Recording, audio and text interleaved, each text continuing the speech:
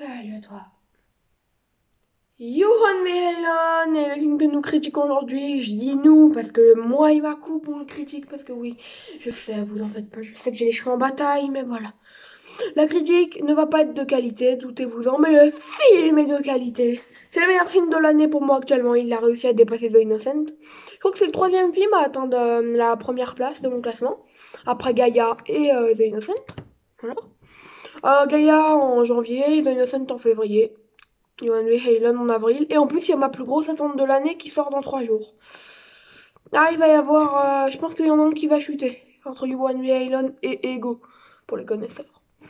Ah, Johan Halen, c'est un parcours sur l'humain. L'innocence qui découle l'humanité. Mais l'innocence est-elle vraiment innocente? Seul le temps nous dira. Je vous propose de commencer tout de suite cette critique d'un film incroyablissime. D'un film que vous n'oublierez pas, je l'espère. Avec le jeu d'acteur, on a Sarah Klimowska qui est incroyable, franchement inloupable dans son rôle. Vous savez, il y a mon petit coup de cœur dans ce film, vous le savez si vous me connaissez, Noomi Rapace, qui joue incroyablement bien, comme à son habitude, son second meilleur rôle après Lemb, entendez-vous-moi bien. Je sais si ça se dit. La petite fille est incroyable parce que je n'ai pas trouvé le nom de celle qui joue la petite fille, mais en fait, j'ose le dire, la personnage principale elle devient une petite fille au bout d'un moment. Et j'ai pas trouvé son nom, mais la petite fille, elle est incroyable. Elle joue que quelques petites émotions, pas trop. Hein, mais pour ce qu'elle joue, c'est déjà pas mal. Anna Maria Marinka est semi-flippante, hein, parfois, faut dire ce qui est. Et Alice Englert et Carlotto Kota sont aussi pas mal du tout, je dois vous dire. Nous avons ensuite les personnages. On a un personnage principal qui a des émotions de découverte. Tout cela est si bien fait, franchement.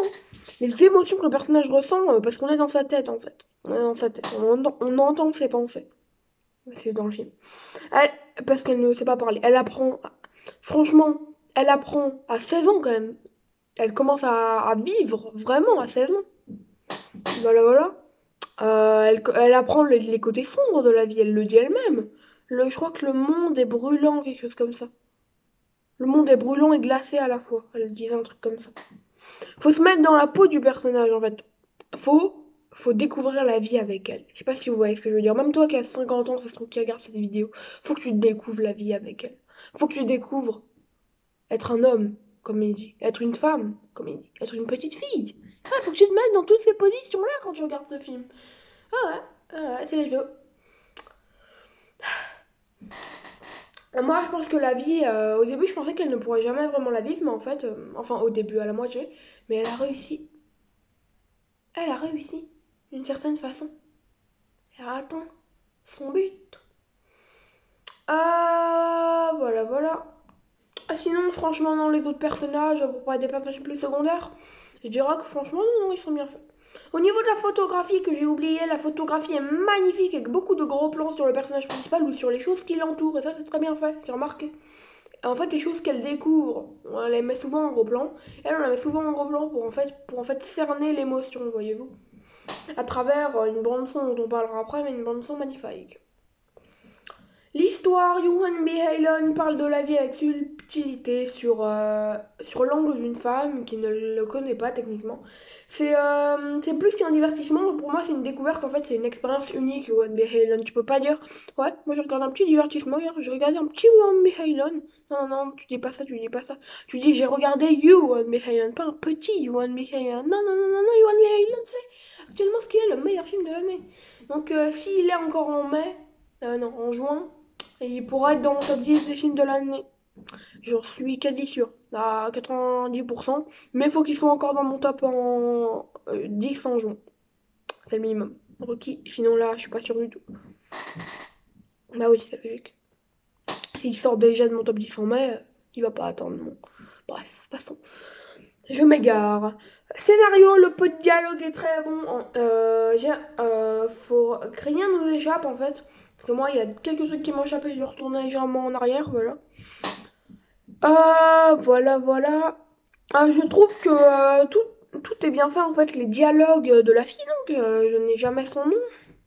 Attendez, je regarde. J'ai jamais son nom. Nevna. Nevna, les dialogues de Nevna, voilà quoi. En elle, hein, je parle des dialogues de Nevna en elle, pas des dialogues qu'elle sort, elle ne parle pas. Mais les dialogues de Nevna, je les trouve très intelligents, franchement, c'est même la plus intelligente de tous les personnages autour d'elle. L'innocence serait donc plus intelligente que le reste. Enfin, innocente. C'est encore à débattre.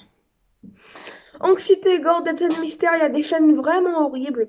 Il y a des animaux parfois. Et je balance la couleur. Et puis moi franchement, vous savez c'est quoi le pire? Vous savez c'est quoi le pire? Je sais pas si c'est moi ou si c'est vraiment le film. Le film réussit à rendre des scènes d'horreur attendrissantes. Parce que qu'est-ce qu'elle a fait, le personnage principal? Elle sait, pour avoir les corps des gens, pour vivre dans d'autres corps, elle a fait quoi? Ils ont dû finir comment les autres personnages? Pour qu'elle puisse prendre leur corps. Je pense que vous avez la réponse. Pas besoin d'être. Il y a deux possibilités en vrai. Émotions, les émotions sont dignes d'une magnificence. On est partagé entre. Comment dire? En fait, on est partagé entre quelque chose qu'on trouve immonde et quelque chose qu'on trouve magnifique. En fait. Déjà, voilà. Immoral plutôt. Entre immoral et magnifique. Après, je suis de ceux qui sont émerveillés par la beauté du récit. Moi, c'est comme l'aime. Hein. J'ai jamais compris ceux qui n'ont jamais aimé Ada. T'as pas aimé Ada? T'as pas aimé Ada? Tu l'as pas aimé? Je parle pas du personnage de Mirapa, je parle de l'agneau, d'accord? De l'Agnelle. Car ça, personne le sait, elle l'aime, c'est pas agneau, c'est Agnelle. Bah ouais. Parce que c'est une Agnelle, c'est pas un agneau. Et ouais. Petite info du jour. Au niveau des effets spéciaux, les effets spéciaux sont utilisés d'une très bonne manière, franchement, ça m'a bien plu. Musique, la bande son est super fantabuleuse, j'oserais dire. C'est joli, c'est fablesque. Voilà. Désolé, je me suis un peu égarée aujourd'hui. Voilà, je me suis beaucoup égarée, je sais pas. Petite folie du matin peut-être. Il est 7h30. Précisément, là, à l'heure actuelle. Ma note sur 20 pour You and Me Island sera actuellement d'un beau 18.5. Voilà, je le dis tout de suite, je le dis maintenant. Mais You and Me Island, allez le voir, je vous en supplie. Je vous le promets, qu'il va être bien. Puis si vous l'aimez pas, vous êtes tort. Voilà, ouais, voilà, disons ce qu'il est. Parce que la note moyenne, la note la plus donnée sur Letterboxd, c'est 4 étoiles à 28%. La note moyenne étant à 3.6 sur 5. Bon bah voilà. Bah ciao. C'était Morto Mega. Prenez soin de vous et moi je prends soin de moi. Et You Want Me Island, c'est un des films les plus magnifiques que j'ai vu quoi. C'est une de mes plus grosses attentes de l'année en début d'année pour ceux qui se rappellent bien. Et je sais pas. Il a le truc, comme dis-je plutôt. Bon bah allez. Ciao, c'était Morto Mega. Prenez soin de vous et moi je prends soin de moi. Et bientôt je regarde Seven Sisters. Je ne suis pas sûre à 100%, mais je vais essayer de le voir aujourd'hui.